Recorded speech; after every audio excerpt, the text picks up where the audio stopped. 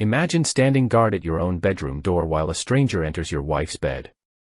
And you're weeping with joy because you think it's saving your soul.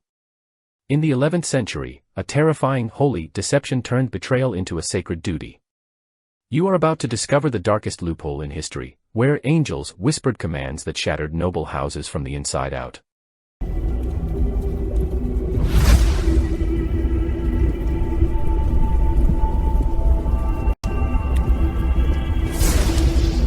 Deep within the shadows of a stone cathedral, in the sweltering heat of the summer of 1033, a heavy silence is shattered by a piercing, inhuman cry. The air is thick with the scent of unwashed bodies and expensive incense, creating a suffocating veil over the frightened congregation. A young noblewoman, dressed in fine silks that now cling to her trembling frame, collapses onto the cold marble floor. Her eyes roll back, showing only the whites, as her limbs twist in unnatural angles that seem to defy the very structure of human bone and sinew. As she writhes in the dust, her voice transforms into a guttural roar, chanting complex liturgical Latin with a fluency that shocks the priest standing by the high altar. This woman has never studied the holy tongue, yet the words flow from her parched lips like a mountain torrent, invoking names of angels and demons long forgotten by the common folk. Her husband, a man of iron and war, stands frozen in terror, watching his wife's dignity dissolve into a frantic display of spiritual agony that no mortal physician could ever hope to cure with herbs or bleeding. She begins to tear at the fine collar of her tunic, screaming that her very marrow is being consumed by a celestial fire sent directly from the throne of the Almighty. The heat she describes is not of this world, but a purgatorial flame intended to cleanse the sins of her lineage before the final judgment falls upon the earth. The onlookers do not see a woman in the throes of a medical seizure, they see a living bridge between the mundane and the divine, a vessel chosen to carry the weight of their collective guilt in these dark and uncertain times. Behind the convulsing woman stands a man of ragged appearance, a holy wanderer whose eyes burn with a predatory intensity disguised as religious fervor.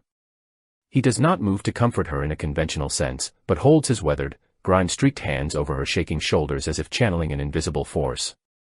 He whispers to the crowd that the fire within her can only be quenched by the direct physical intervention of a sanctified soul, a claim that hangs in the heavy, humid air like a death sentence that no one dares to challenge or question. Instead of recoiling in protective anger, the husband drops to his knees, his forehead pressing against the grimy stone as he sobs for mercy and divine guidance. He believes that the salvation of his entire house, and perhaps the city itself, depends on his willingness to sacrifice his pride on the altar of this miraculous demand. To him, the potential violation of his marriage bed is a small price to pay to stay the hand of a vengeful God who has clearly marked his wife as a primary battleground for the war between the light and the shadow.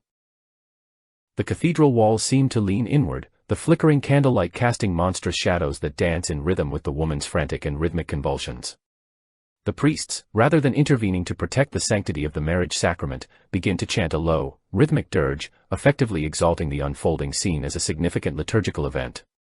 They recognize in this chaos a power that transcends their own dusty scrolls, a raw and terrifying manifestation of the spirit that demands a new, total, and frightening kind of obedience. This moment marks the dawn of an era where the lines between the sacred and the profane are blurred by a desperate, starving hunger for signs and wonders. In the year 1033, the fear that the world would crumble into ash led the most pious men to accept the unthinkable as a direct divine mandate. The noblewoman's cries eventually soften into a rhythmic whimpering, a sign that she has accepted her role as the conduit for this strange grace. The wanderer leads her toward the shadows, and the husband watches them go with bowed head. Throughout the surrounding kingdoms, similar scenes were beginning to unfold as the obsession with personal revelation took hold of the noble and the peasant alike. The traditional structures of the church were being bypassed by those who claimed a direct, intimate connection to the Creator, often manifesting in ways that challenged every known social taboo. It was a period of profound spiritual instability, where a whisper in the dark was given more weight than a century of canon law. The bedchamber became the new frontier of the soul for many. These women, often trapped in cold and loveless unions arranged for land and title, found in these visions a weapon of immense and unpredictable power. By surrendering their bodies to the supposed will of the heavens, they gained a level of agency that was otherwise denied to them in a strictly patriarchal world. The voices they heard were often mirrors of their own stifled desires, polished with the sheen of holiness to make them palatable to a society obsessed with sin. The deception was a complex social performance that allowed for a secret life. As the night deepened inside the great stone structure, the echoes of the woman's ordeal lingered in the minds of all who had witnessed the terrifying spectacle. They left the cathedral not with a sense of peace, but with a growing realization that the old rules no longer applied in the face of such direct celestial intervention. The husband returned to his empty manor, convinced that he had witnessed a miracle of the highest order, never suspecting that the wanderer and his wife had shared a glance of mundane understanding before they disappeared into the gloom. The social fabric of the 11th century was uniquely vulnerable to this form of spiritual manipulation, as the collective psyche was primed for the extraordinary. Every eclipse, every failed harvest, and every mysterious illness was woven into a narrative of impending doom that required radical remedies. When a self-proclaimed prophet spoke of carnal union as a necessity for grace, his words fell on ears already deafened by the trumpets of the apocalypse. The tragedy was the eagerness with which the victims embraced their own exploitation as sacred duty. In the small villages and rising cities, the rumor of these intimate miracles spread like a slow-acting poison, corrupting the traditional understanding of fidelity and faith. Men of high standing began to look at their wives not as partners, but as potential altars where the divine might choose to manifest its strange and demanding will. The fear of being left behind during the Second Coming was so great that the boundaries of the home were thrown open to any stranger who could mimic the signs of a holy trance or speak the language of the forgotten angels. The year 1033 was supposed to be the end of all things, but instead, it became the beginning of a dark theater of the soul. Behind the closed doors of the sacristy and the heavy tapestries of the manor houses, a new religion was being practiced in the dark. It was a faith built on the exploitation of fear and the manipulation of the most basic human instincts, all performed under the watchful eyes of a clergy that was either too terrified or too complicit to stop the spreading rot. The stage for a century of holy deceit was set. The arrival of the 11th century felt less like a new dawn and more like a prolonged twilight for the people of Western Europe. The year 1000 had passed, yet the expected return of the Savior had not occurred, leaving a vacuum of spiritual anxiety that filled every corner of daily life. This was not a mere passing worry but a totalizing psychological state that colored every interaction. People walked the muddy roads of Gaul and the Rhine with their eyes fixed on the gray sky, waiting for the clouds to part and reveal the sword of judgment. Every eclipse and every failed harvest was a sign of the end. This universal psychosis created a world where reality was fluid and the boundary between the living and the dead felt dangerously thin. In the damp stone halls of the nobility and the smoke-filled huts of the peasantry, the air was heavy with the anticipation of the four horsemen. People lived in a state of perpetual penance, terrified that any unconfessed thought could lead to eternal agony. This collective dread broke down the traditional logic of survival, replacing it with a desperate need to find some form of divine favor before the final trumpet sounded across the world. Within this landscape of fear, the institution of marriage stood as a cold, unyielding pillar of social and political stability. It was rarely about affection or mutual choice, but functioned instead as a rigid contract designed to consolidate land, bloodlines, and military alliances. A bride was a piece of property transferred from a father to a husband, her primary value lying in her dowry and her ability to produce an heir. In the 11th century, the domestic sphere was as much a battlefield of power as any contested borderland, leaving little room for the warmth of true companionship. The Church viewed the physical union between man and wife with a mixture of suspicion and grudging necessity. Intimacy was frequently described by theologians as a heavy burden of the flesh, a distraction from the pursuit of spiritual purity that was only tolerated for the sake of continuing the human race. Strict calendars dictated when a couple could share a bed, with numerous feast days and fast periods rendering most of the year off-limits for carnal contact. This created a culture of deep repression, where the most basic human instincts were shrouded in a thick veil of guilt and shame. Yet, as the pressures of the impending apocalypse grew, a strange and powerful loophole began to manifest within the rigid doctrines of the faith. The belief that God could speak directly to an individual through visions and personal revelations started to gain ground, offering a way to bypass the growing bureaucracy of the organized church. These voices from the beyond were considered far more authoritative than the words of a local priest or even the ancient laws of the land. If a vision was perceived as authentic, it could overturn any social norm or moral prohibition currently in place. This concept of personal revelation provided a dangerous kind of freedom in an otherwise locked and scripted society. It allowed for the possibility that the divine might command an action that appeared sinful to mortal eyes but was, in fact, a hidden requirement for salvation. The idea that a chosen few were exempt from the laws governing the masses began to circulate in the shadows of the great cathedrals. It was a theological weapon that could be wielded by the clever or the desperate to carve out a space for their own desires under the protective mantle of sacred necessity. The figure of the wandering prophet or the ecstatic visionary became a common sight on the roads, often welcomed into the homes of the wealthy and the powerful. These individuals claimed to have survived encounters with angels or to have seen the architecture of the afterlife in their dreams. Their presence was both a blessing and a threat, as they brought news from the spiritual front that no one else could access. A husband who feared for his soul was particularly vulnerable to the suggestions of such a guest, especially if the prophet claimed to know the secret path to divine mercy. In the drafty bedchambers of the high nobility, these visions began to take on an increasingly intimate and disturbing character. A wife might claim that she had been visited by a saint who told her that her current marriage was spiritually barren and that only a new, sanctified union could save her. These were not seen as the ramblings of a madwoman but as serious messages from the Creator that required immediate attention. The husband, trapped by his own piety and his fear of the coming judgment, often found himself unable to argue against the perceived will of the Almighty. The shift from institutional religion to this new, mystical experience was fueled by the failure of the Church to provide comfort during the millenarian panic. When the old rituals felt hollow, the raw and unpredictable energy of the vision offered a more immediate connection to the divine power. This was a world where a whisper heard in the dark carried more weight than a century of carefully written canon law. The social order was quietly being hollowed out from within, as the private experiences of the bedroom and the oratory became the new arbiters of what was considered holy.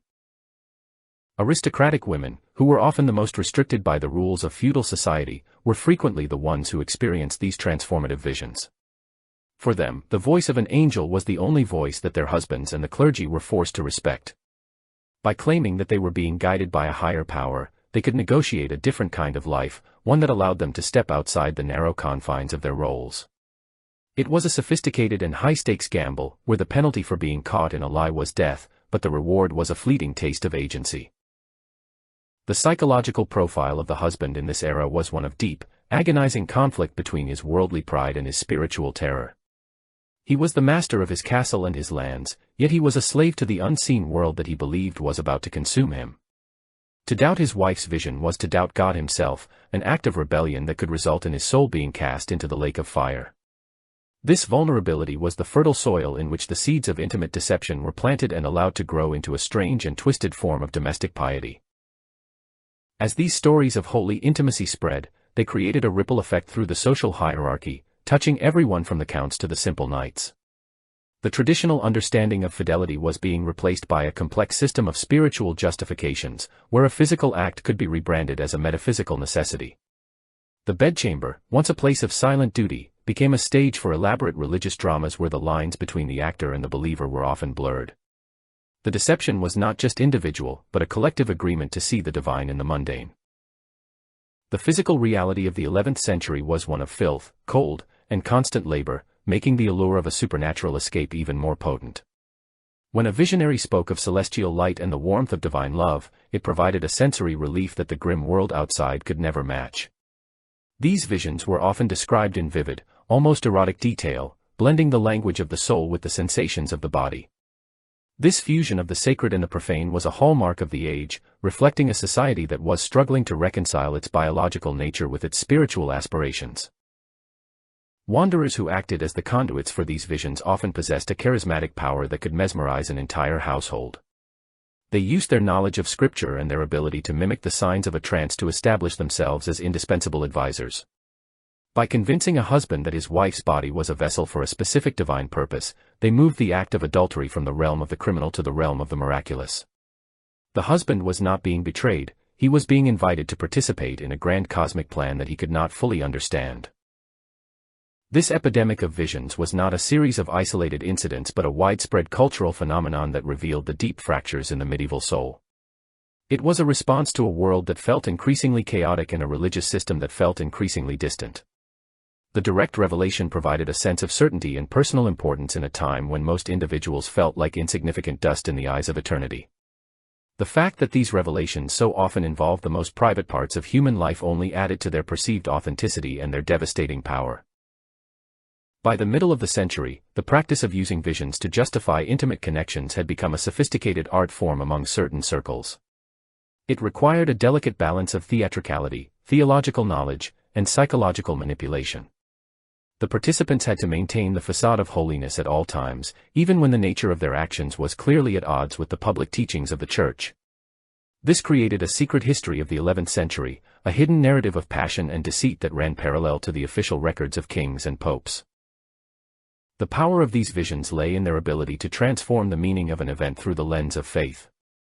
A simple act of betrayal could be seen as an act of profound obedience if the right words were used to describe it. This linguistic and spiritual alchemy allowed people to live double lives, honoring the social contract in public while following their own private gospels in secret. The fear of the end of the world had not made people more moral in the traditional sense, it had simply made them more creative in how they sought to find happiness. As the sun set over the fortified manors of Europe, the flickering torches in the hallways cast long, distorted shadows that seemed to whisper of the secret things happening behind locked doors. The silence of the night was often broken by the sounds of prayer, but within those prayers were the hidden requests of the heart. The husband, standing guard over his lineage, was often the one most blinded by the light of the very faith he sought to protect. He lived in a world where the truth was a matter of perspective and where the divine was often just a mask for the human. The ultimate tragedy of this era was the sincerity with which many of the participants believed in their own deceptions. They were products of a culture that had taught them to see signs in everything, and it was only a small step to begin creating the signs they wished to see. The psychological pressure of the age was so immense that the mind found ways to heal itself through these elaborate spiritual fantasies. In the end, the 11th century was a time when the search for God led people into the most unexpected and earthly of places, proving that the spirit and the flesh are never truly separate. This atmosphere of universal psychosis and spiritual desperation set the stage for the dramatic and often scandalous events that would soon come to light in the great cities of the continent. The loophole of personal revelation had been opened wide, and through it poured a flood of human ambition and desire that no council or bishop could easily contain. The world was not ending, but the old ways of understanding human relationships were crumbling under the weight of these intimate prophecies. The stage was now fully set for the voices in the dark to change the course of history. The sun dipped below the jagged horizon in the year 1034, casting long, blood-red shadows across the courtyard of a secluded mountain fortress. At the heavy oak gates, a figure appeared, draped in robes of coarse, unwashed wool that smelled of wood smoke and ancient dust. This man did not carry the sword of a knight or the staff of a common shepherd, yet the guards hesitated to challenge his approach. He bore the hollow-eyed look of one who had stared into the sun for too long, a gaze that suggested he had witnessed the very machinery of heaven grinding toward the final hour of humanity. Inside the great hall, the air was thick with the scent of roasted meat and the damp chill of stone walls that had never known true warmth. The lord of the manor sat at the head of the table, his fingers tracing the scars on his knuckles, remnants of a dozen small wars fought for land that he now feared would soon be consumed by divine fire. He was a man of iron and bone, but his spirit was brittle, eroded by the constant tolling of bells and the terrifying sermons of the village priests. He looked up as the stranger entered, seeing not a beggar, but a potential lifeline in a world sinking into darkness. The traveler did not ask for coin or wine, but stood in the center of the hall and began to speak in a low, vibrating hum that seemed to resonate within the floorboards themselves. He spoke of the visions that had plagued his sleep for 40 nights, of golden ladders descending from the clouds and of a ledger where the names of the damned were being written in ink made of tears. The servants froze in their tracks, and the Lord felt a cold sweat prickle his spine. The stranger's voice possessed a hypnotic authority, the kind that only comes from a man who claims to have no master but the Almighty himself. As the flickering torchlight played across the stranger's face, he turned his intense gaze toward the lady of the house, who sat pale and silent beside her husband. He claimed that an archangel had appeared to him in a dream, pointing a flaming sword toward this very castle and specifically toward the noblewoman. According to his revelation, she was not merely a wife or a daughter of a high lineage, but a sacred vessel chosen for a task of cosmic importance.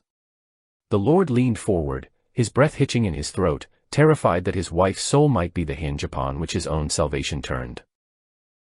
The stranger explained that the sins of the household had grown too heavy for the foundations of the castle to bear, and that the only way to avert a localized apocalypse was through a radical act of purification. He described the noblewoman as a dry garden that needed to be watered by a spiritual rain, a rain that could only be delivered through a consecrated mediator. The theology was a twisted, labyrinthine construction, designed to bypass the intellect and strike directly at the heart of the husband's deepest anxieties about the afterlife and the legacy of his name. To the modern mind, the suggestion would be an obvious and crude deception, but in the psychological landscape of the 11th century, it was a terrifyingly logical proposition. The mediator claimed that he was merely a conduit, a physical bridge through which the Holy Spirit would work its will upon the woman's flesh. By allowing this stranger to enter his wife's bedchamber, the husband was told he was not allowing an act of adultery, but was instead facilitating a divine impregnation of grace. The shame of the act was the very price required to wash away the stains of his ancestral guilt. The Lord looked at his wife, seeing her now not as a person but as a holy object, a relic that had to be offered up to save his own skin from the eternal pits of sulfur. His fear of the demonic was far more potent than his sense of marital possession or the dictates of common morality. In his mind, he was being tested like the patriarchs of old, asked to sacrifice his pride and his honor on a hidden altar.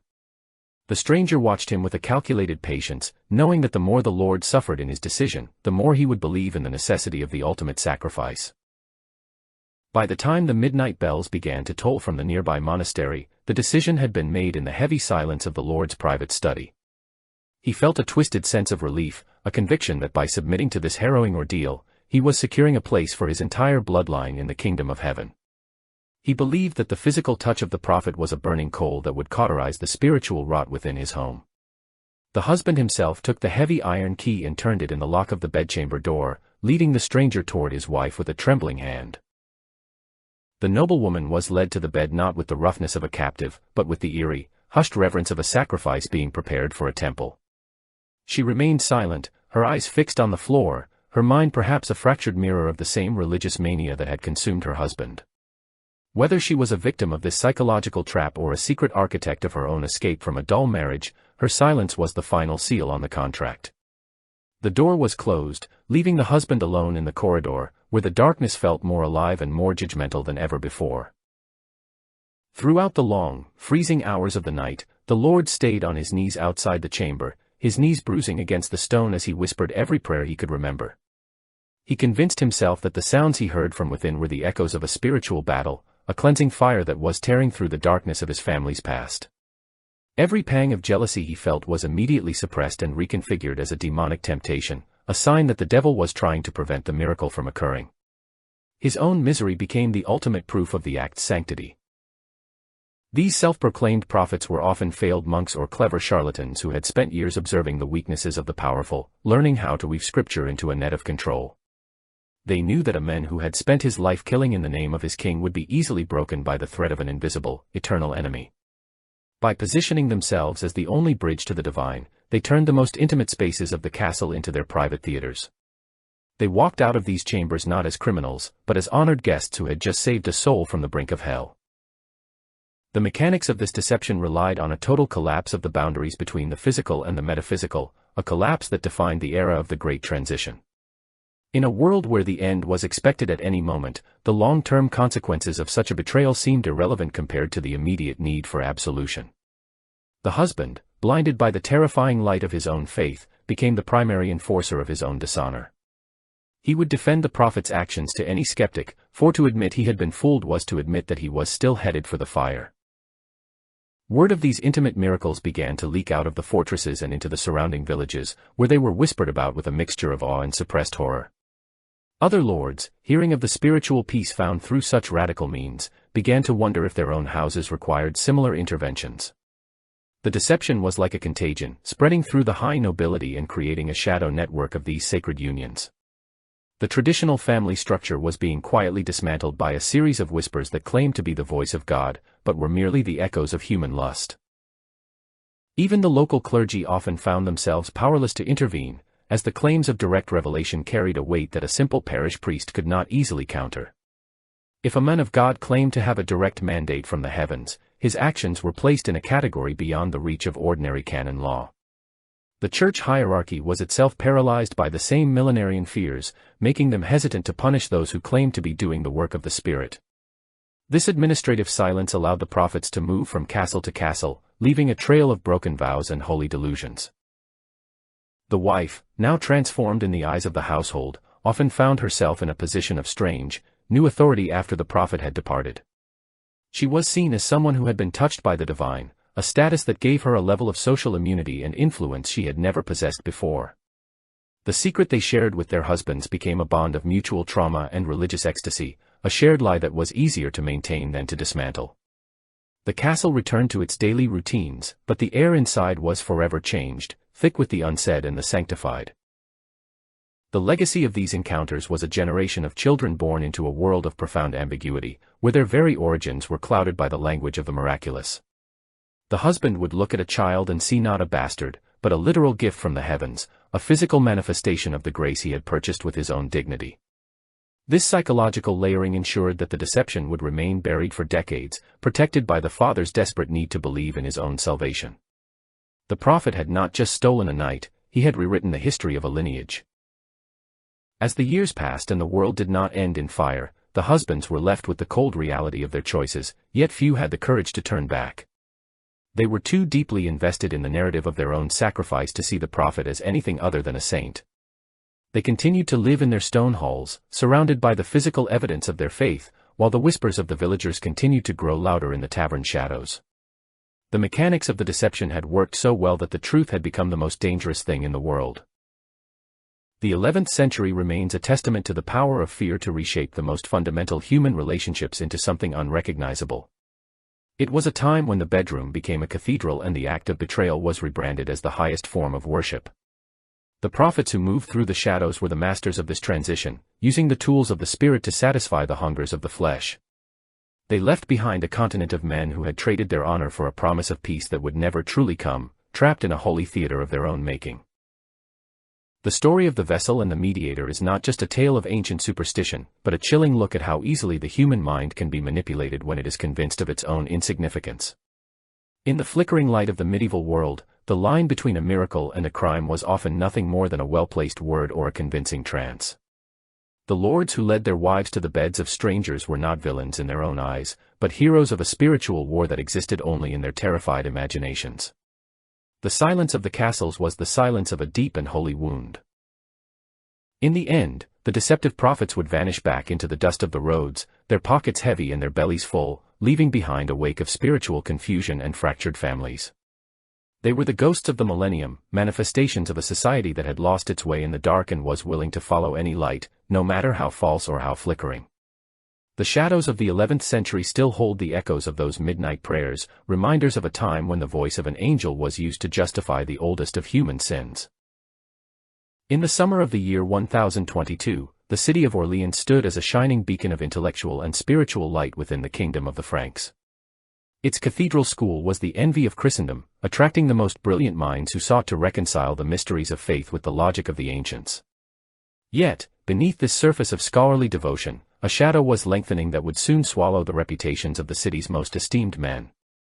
The air was thick with a humid, oppressive heat that seemed to mirror the simmering tensions within the stone walls of the ecclesiastical quarters, where a new and terrifying interpretation of the divine was being born in the dead of night. At the heart of this brewing storm were two men of impeccable standing, the canons Stephen and Heribert, who were revered as the spiritual pillars of the Cathedral of St. Croix. They were not merely priests but advisors to kings and confidants to the highest nobility, known for their extreme piety and their deep mastery of the scriptures. Their voices were the most resonant in the choir, and their wisdom was sought by those who feared the encroaching darkness of the millennium. No one could have suspected that these paragons of virtue had begun to preach a secret gospel that promised a direct, physical connection to the Holy Spirit, bypassing the traditional sacraments of the Church. The initiation into their secret circle was a slow and calculated process of psychological unraveling, designed to break down the traditional moral barriers of the candidates.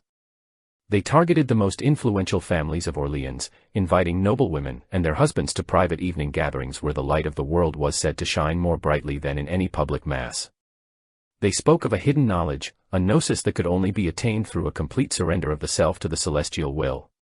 To those weary of the rigid and often cold rituals of the institutional church, the promise of a tangible, living presence of God was an irresistible lure that blinded them to the danger. Before the final secrets were revealed, the followers were subjected to periods of intense fasting and sleepless vigils that left their minds malleable and their bodies yearning for release. They were taught that the physical world was a mere prison of the spirit, and that the laws governing the flesh were irrelevant to those who had been truly illuminated. By the time the novices were brought into the inner sanctum of the cathedral's private chapels, they were in a state of sensory deprivation and religious mania. They were prepared to see a miracle in every shadow and to hear the voice of the Creator in the rhythmic chanting of their charismatic leaders. The central ritual of this group was a nocturnal gathering that the canons described as a spiritual liturgy of the highest order, taking place in the absolute darkness of the crypt. In these subterranean chambers, the participants were told to expect the descent of the heavenly light, a manifestation of the Holy Spirit that would physically consume their worldly sins. As the torches were extinguished and the heavy silence of the earth pressed in on them, the canons began to weave a narrative of divine ecstasy. They claimed that once the celestial fire had touched their souls, their earthly bodies became vessels of pure grace, incapable of committing any act that could be considered a sin by God. In this state of perceived holiness, the boundaries of the marriage bed were dissolved and replaced by a communal union that the canons called the agape, or the feast of love. They convinced the noble women that their physical surrender to the leaders of the group was not an act of infidelity, but a sacred duty required to facilitate the flow of divine energy. To the husbands who stood by, watching in the flickering gloom, the scene was presented as a high-stakes spiritual ordeal where their wives were being sanctified for the sake of the entire family. The canons argued that what appeared to be carnal was, in fact, a metaphysical transformation that left the participants purer than the driven snow. The psychological manipulation was so profound that the natural instincts of jealousy and betrayal were suppressed by a layer of religious fervor. The husbands were led to believe that their own salvation was intimately tied to the participation of their wives in these night ceremonies. They were told that to interfere would be an act of supreme pride and a rejection of God's direct command, a sin that would surely lead to eternal damnation in the fires of hell. This inverted morality turned the defenders of the household into the facilitators of their own dishonor, as they stood guard while the canons engaged in what they termed the work of the Spirit. In the humid half-light of the chapels, the gasps and whispers of the participants were reinterpreted through a theological lens, transforming the sounds of human passion into the language of the angels. The canons would describe the physical sensations of the union as the burning touch of the seraphim, a fire that cleansed the marrow and the blood. The noble women were told that their cries of pleasure were actually the Holy Spirit speaking through them, uttering truths that were hidden from the uninitiated world. This linguistic alchemy allowed the group to live a double life of the most extreme nature, where the most basic human drives were cloaked in the robes of the highest sanctity. For several years, this secret society thrived in the heart of Orleans, protected by the high status of its members and the absolute secrecy of its rituals. The participants felt themselves to be a spiritual elite, set apart from the common masses who still labored under the weight of traditional law and guilt. They walked the streets of the city with an air of quiet superiority, their secret unions giving them a sense of power and freedom that was unknown to their peers. The deception was not merely a lie told to others, but a fundamental restructuring of their own reality, where the bedroom had truly become a cathedral of the senses. However, the bubble of their sacred illusion began to crack when a knight named Ariphaestus, whose sister had been drawn into the circle, decided to investigate the nature of these secret meetings. He feigned a desire for illumination and allowed himself to be initiated, carefully observing the mechanics of the deception while maintaining a facade of absolute devotion. He was horrified to discover the extent of the corruption, seeing how the most respected men of the church were using the language of the divine to justify a life of unchecked licentiousness. He realized that the entire social and spiritual order of the city was being hollowed out from within by this cabal of charismatic predators. Ariphaestus took his findings to the Duke of Normandy and eventually to King Robert the Pious, who was known for his own deep and uncompromising faith. The news of the scandal sent shockwaves through the royal court, as the king could not believe that the very men he had consulted on matters of theology were leading such a double existence. A plan was hatched to expose the heretics during one of their secret gatherings, bringing the full weight of royal and ecclesiastical law down upon the heads of the canons. The king himself traveled to Orleans in the year 1022, determined to excise this spiritual cancer from his kingdom before it could spread any further.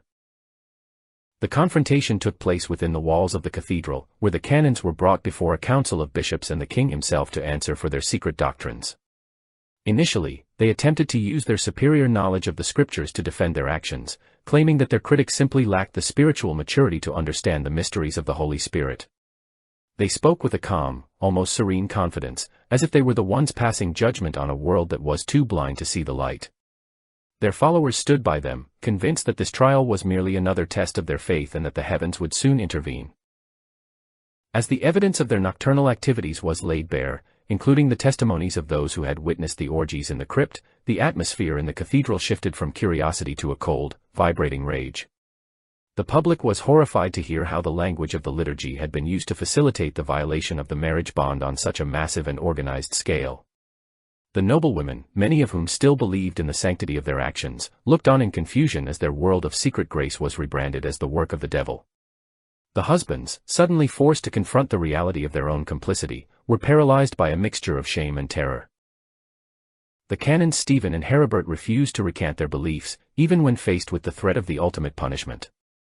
They maintained that they had received a direct revelation from God that superseded the authority of the church and the king, a claim that struck at the very heart of medieval social stability. Their defiance was seen not as a sign of courage, but as the final proof of their demonic possession or their total loss of sanity. The council declared them heretics of the highest order, marking the first time in centuries that such a formal condemnation had been issued against members of the high clergy in the kingdom of the Franks. In a final act of dramatic and terrifying justice, the king ordered that the heretics be taken outside the city walls and burned at the stake. This was a radical departure from the traditional punishments of the time, signaling the depth of the king's outrage and the perceived threat that these intimate prophecies posed to the order of the world. As the flames rose in the year 1022, a large crowd gathered to watch the end of the men who had once been their spiritual guides. The canons died with a frightening calmness, some witnesses claiming that they even laughed into the fire, as if they were still waiting for the celestial light to carry them away. The scandal of Orleans left a permanent scar on the collective psyche of the 11th century, serving as a grim warning of how easily the search for spiritual intimacy could lead to the most profound moral collapse. It shattered the blind trust that the laity had placed in the charismatic masters of the church, leading to a period of intense scrutiny and suspicion. The noble families who had been involved were forced into a long and painful process of penance, their reputations ruined and their private lives forever tainted by the memory of the nighttime liturgies. The city that had been a center of learning was now a place of cautionary tales. For decades afterward, the whispers of what had happened in the crypts of St. Croix continued to haunt the corridors of power and the cloisters of the monasteries. It was a reminder that the most dangerous deceptions are those that speak to the heart's deepest desires and use the language of the sacred to silence the voice of the conscience. The husbands who had once stood guard over their own dishonor were left to reconcile their faith with the reality of their betrayal, many of them spending the rest of their lives in silent, agonizing reflection. The fire of Orleans had gone out, but the smoke of its memory lingered in the air of Europe. The tragedy was not just in the loss of lives or the destruction of reputations, but in the realization that the divine could be so effectively weaponized against the very people who sought it most fervently. The canons had understood the mechanics of the medieval soul better than anyone, and they had used that knowledge to build a kingdom of the flesh under the banner of the spirit. Their legacy was a world that was slightly more cynical, slightly more fearful, and much more aware of the darkness that could hide behind a mask of light. The voices in the dark had been silenced, but the questions they raised would echo for centuries. Ultimately, the event served as the prototype for the persecution of heresy that would define the later Middle Ages, a dark precedent for the use of fire to cleanse the perceived rot of the spirit. The story of the Orleans canons became a staple of medieval chronicles, a narrative used by the Church to justify its control over personal revelation and mystical experience. It was a victory for the institutional order, but it came at the cost of a profound loss of innocence for the people who had believed that the angels could be found in the shadows of their own chapels. The age of uncritical faith was coming to an end. As the years passed and the city of Orleans rebuilt its reputation, the memory of the 1022nd year became a ghost story, a tale told to remind the faithful of the thin line between ecstasy and damnation. The Cathedral of St. Croix stood as a monument to both the heights of human aspiration and the depths of human deceit, its stones holding the secrets of the voices that had once whispered of a carnal heaven. The end of the world had not come, but for those who had lived through the scandal, the world they knew had been consumed by a different kind of fire, leaving only the cold ash of a broken promise. As the middle of the 11th century approached, the high stone chambers of the ecclesiastical courts became the stage for a psychological drama that left the most seasoned inquisitors in a state of profound disbelief. In the year 1046, a series of formal investigations was launched to prune the spreading vines of mystical adultery that had entwined themselves around the noble houses of the continent. The judges sat behind heavy tables, their quills scratching incessantly against parchment, as they prepared to hear the testimonies of men whose honor had been systematically dismantled by the very prophets they had welcomed as saviors. They expected to find a city of broken men, weeping with rage and demanding the heads of the charlatans who had shared the beds of their wives, but instead, they encountered a wall of stubborn, sanctified silence that defied every known logic of human pride. The first nobleman to be summoned before the tribunal did not walk with the slumped shoulders of the betrayed, but with the rigid, defiant posture of those who believed they were protecting a holy secret from the profane eyes of the law. When presented with undeniable evidence of the physical nature of their wives' spiritual unions, these men did not recoil in horror. Instead, they argued with a terrifying intensity that the fleshly acts were merely the outward shell of a divine mystery that the unilluminated clergy could never hope to grasp. They chose to cling to the image of their own sanctity, preferring to be the husbands of living relics rather than admit they were the victims of a common and predatory lust. This was not a simple case of ignorance, but a desperate, collective act of will to preserve a reality where heaven still spoke to them. This phenomenon of the sanctified cuckold became the primary obstacle for the Church as it attempted to restore moral order to the fractured social landscape. To admit the prophet was a fraud was to admit that the divine light had never actually entered their home, and for a man of the 11th century, that realization was far more agonizing than the knowledge of a wife's infidelity. If the vision was a lie, then the heavens were silent once again, and the impending apocalypse was a journey they would have to face alone, without the special protection they believed they had purchased with their dignity. The fear that God had abandoned the world was so pervasive that any sign of his presence, no matter how corrupted or carnal, was guarded with a ferocity that bordered on the suicidal. In the year 1048, in a small diocese near the borderlands, a knight was confronted with a written confession from a wandering monk who had admitted to inventing a series of celestial commands to gain access to the knight's bedchamber. Even when faced with the man's own words, the knight refused to believe them, claiming that the monk had been possessed by a demon during the confession to test the knight's ultimate faith. He looked the judges in the eye and declared that the peace he felt in his heart after the supposedly holy union was proof enough of its divine origin. For him, the subjective emotional experience of grace was more real than the objective facts of the deception, creating a closed loop of belief that no external truth could ever hope to penetrate. The judges found themselves staring into a void of psychological denial that threatened to undermine the very foundations of the feudal order. If a man would not defend the sanctity of his own bloodline, the entire system of inheritance and land ownership was at risk of collapsing into a sea of bastards born under the banner of the miraculous. Yet, the more the Church pressed for the truth, the more the husbands retreated into a defensive theology of their own making. They began to speak of a higher morality that existed above the canons of the Church, a realm where the laws of men were suspended for the chosen few. This secret arrogance allowed them to look down upon their accusers, seeing themselves as martyrs for a truth that the institutional Church was too worldly to recognize or accept. This collective blindness was not merely an individual failing but a social contract of silence that protected entire communities from the shame of their own gullibility. In the taverns and the marketplaces, the whispers of the intimate miracles were handled with a strange, hushed reverence, as if speaking the truth would invite the very darkness they all feared. The husbands were not mocked by their peers, for their peers were often living in the same state of terrified anticipation, waiting for their own encounter with the divine. The social stigma of being a cuckold was replaced by a strange kind of prestige. A man whose wife was chosen by a prophet was seen as someone whom the heavens had singled out for a unique and powerful burden of grace.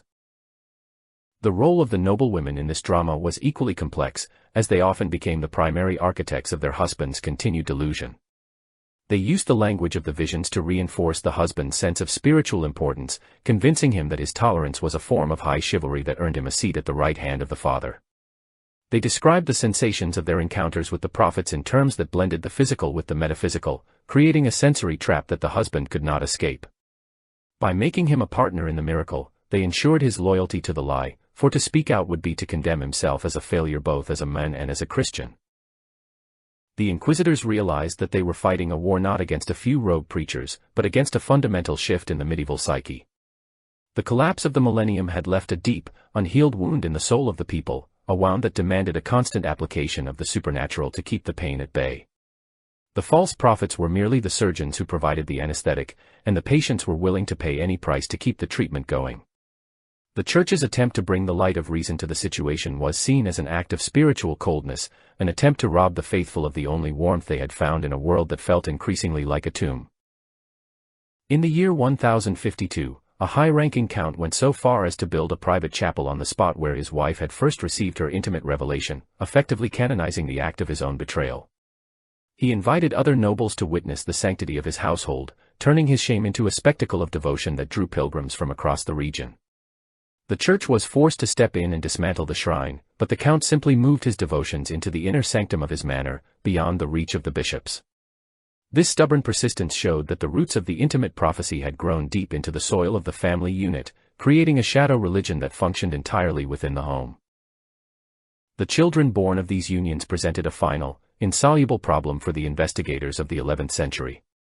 To declare the unions as common adultery was to delegitimize the heirs of some of the most powerful houses in Europe, a move that would have triggered a wave of civil wars and legal chaos.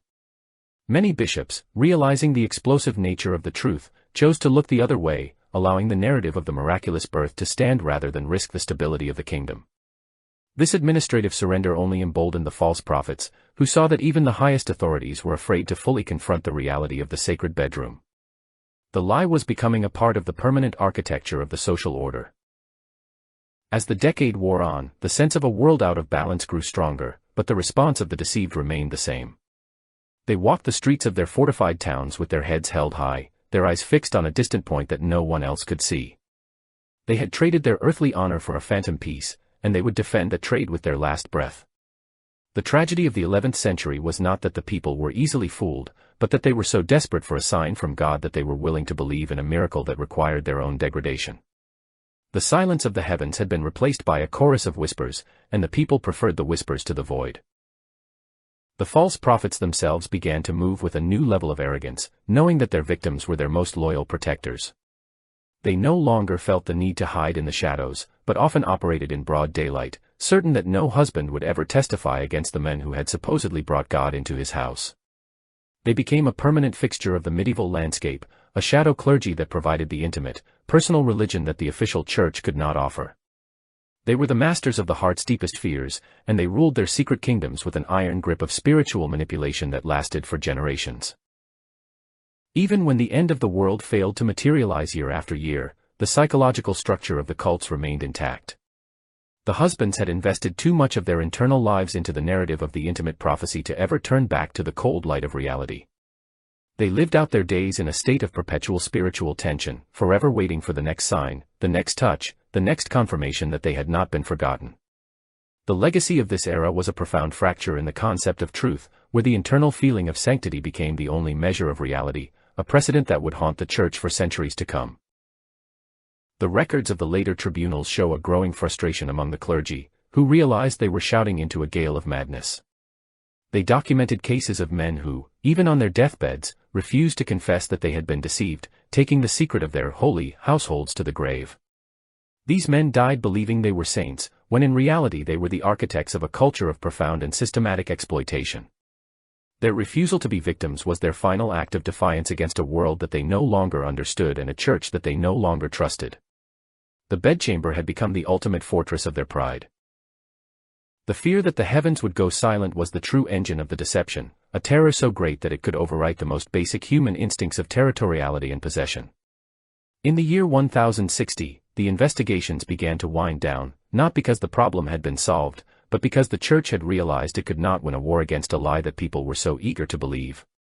The collective blindness had become a permanent feature of the social landscape, a dark legacy of the millennium that would take centuries of cultural shifting to finally erase.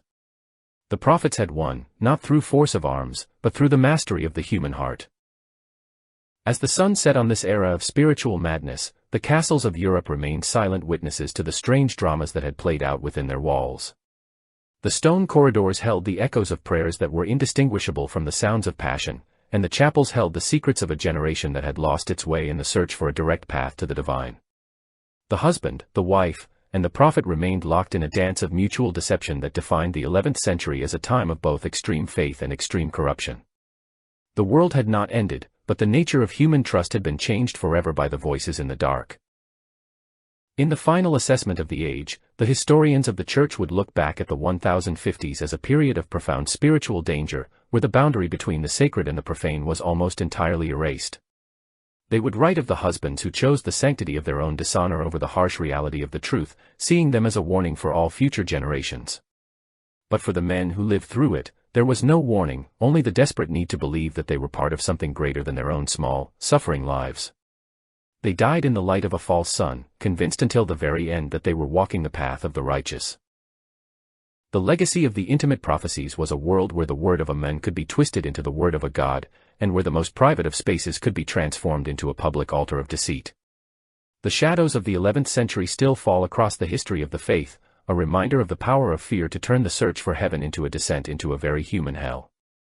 The silence of the heavens remains, but the echoes of those midnight visions still whisper in the corners of the great cathedrals, telling a story of a time when the world was blind, and the blind led the blind into the chambers of the night.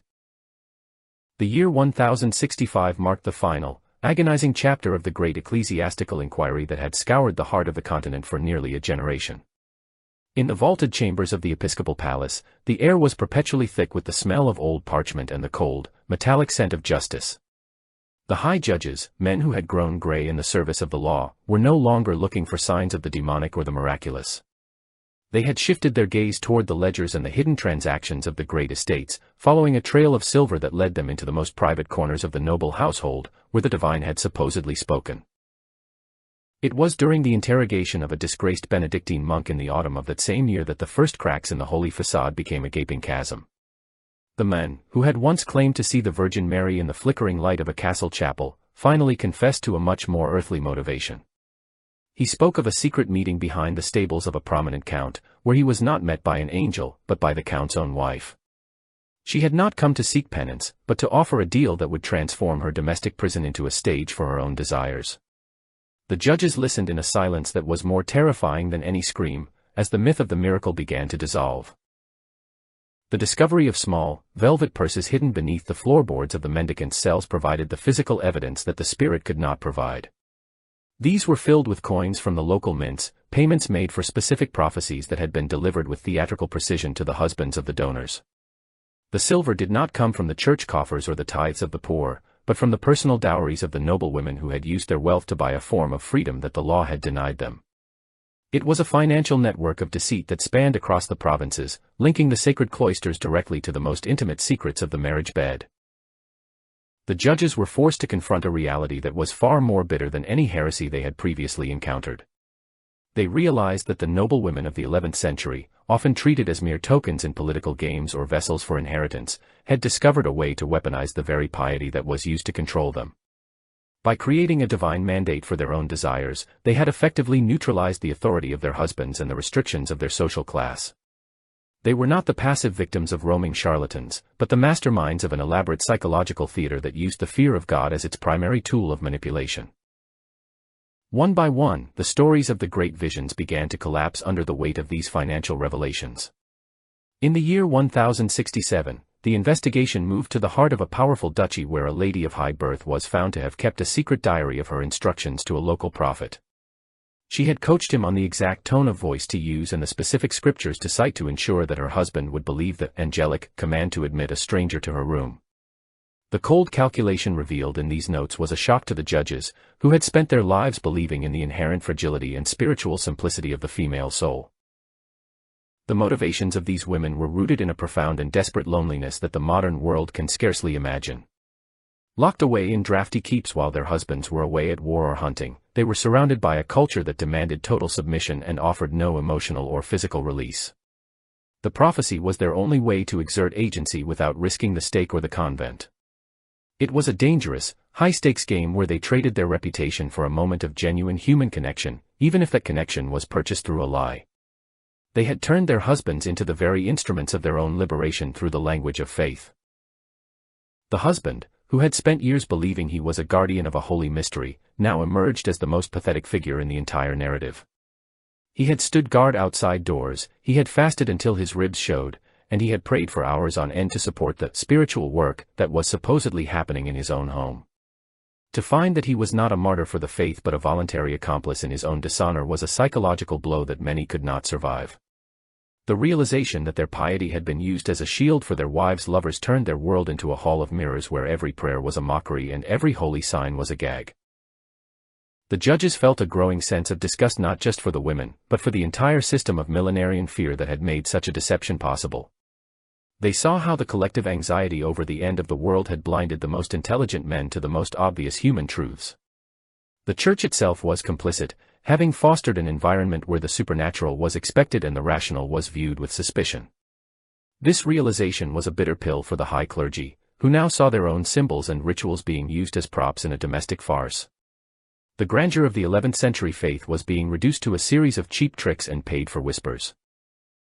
In the year 1068, the tribunal summoned a prominent lord whose house had been the site of a famous prophecy for over a decade. He sat before them, a broken shadow of a man, as they read him the list of payments his wife had made to the prophet who had fathered his children. He did not erupt in anger or demand blood. Instead, he began to laugh with a hollow, vibrating sound that chilled the bones of everyone present. He laughed at his own stupidity, at the years he had spent kissing the feet of a man who was merely a paid actor in his wife's bed. His laughter was the sound of a faith that had finally and irrevocably shattered into 1,000 jagged pieces.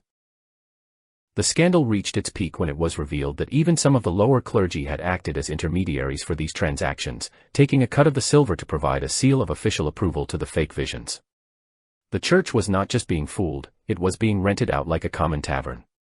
The holy water, the incense, and the very robes of the office had been used to add weight to a script written by bored and neglected women.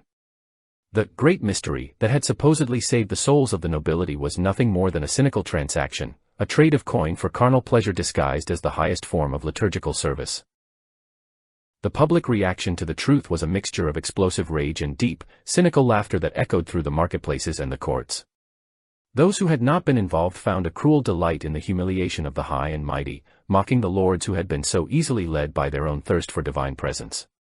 The term, holy vessel, became a biting insult in the taverns, used to describe any husband who seemed too eager to believe in his wife's spiritual claims. The social order, which relied on the perceived honor of the nobility, was damaged in a way that no decree or penance could ever truly repair. By the year 1070, the investigations were quietly brought to a close, as the church realized that the full extent of the truth was too damaging to be allowed into the public light. They began to burn the ledgers and the confessions, hoping to bury the memory of the intimate theater beneath a new layer of institutional reform.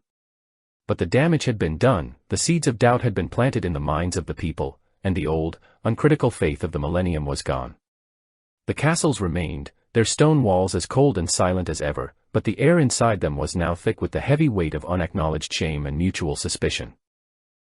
The legacy of the discovery was a profound shift in the way the church handled personal revelation and the role of women in the spiritual life of the kingdom. New laws were enacted to restrict the movement of wandering monks and to place the private devotions of the nobility under stricter supervision. However, these were merely bandages on a wound that went to the very core of the medieval identity. The era of the intimate prophecy had revealed a vacuum of meaning and a depth of human manipulation that would haunt the collective conscience for centuries. The search for God had been used to find the flesh, and the world would never look at a miracle the same way again. The final emotional fallout for the survivors was a life lived in a state of permanent spiritual exile. The husbands could no longer find comfort in the rituals of the church, as every movement of the priest reminded them of the actors who had played them for fools. The wives, though they had gained a temporary freedom, were now watched with a cold and clinical paranoia that turned their homes into true prisons. The children, whose origins were now a matter of public ridicule, grew up in the shadow of a lie that they could never escape. The divine theater had closed its doors, leaving the audience alone in the dark with the bitter taste of their own gullibility. As the sun set on the 11th century, the voices that had whispered of a carnal heaven were finally silenced by the weight of their own deceit. The great cathedrals continued to rise toward the sky, but they were now seen as monuments to a God who was distant and silent, rather than a neighbor who spoke in the bedchamber. The people moved on, but the memory of the holy cuckolds remained a part of the secret history of the continent, a reminder of the time when the heavens were used as a mask for the most human of hungers. The era of the apocalypse had ended not with a fire from the sky, but with the cold, gray ash of a broken illusion. In the end, the most shocking part of the story was not the adultery or the bribery, but the eagerness with which an entire society had walked into its own trap. The desire for a sign from above was so great that it had overridden every instinct of self-preservation and common sense. The noblemen who had stood guard over their own dishonor were not just victims of their wives or the monks, but of their own desperate need to feel special in the eyes of the Creator. They were the architects of their own humiliation, proving that the most dangerous deception is always the one that we want to believe with all our hearts.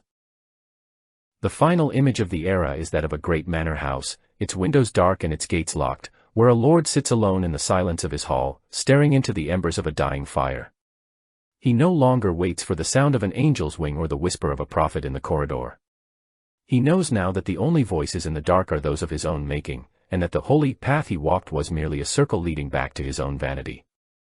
The anger has long since faded into a dull, aching void, leaving him with the terrifying realization that he has traded his life for a script written by a woman he never truly knew. The story of the intimate prophecies remains a chilling testament to the power of the human spirit to create its own reality when the world becomes too heavy to bear. It is a narrative of passion, deceit, and the profound tragedy of a faith that was used to destroy the very things it was meant to protect. In the long history of the Middle Ages, there is perhaps no chapter more bitter or more revealing than this, where the search for the divine led directly into the heart of the most cynical theater ever performed. The curtain has fallen, but the echoes of the laughter and the prayers still linger in the cold stones of the forgotten chapels.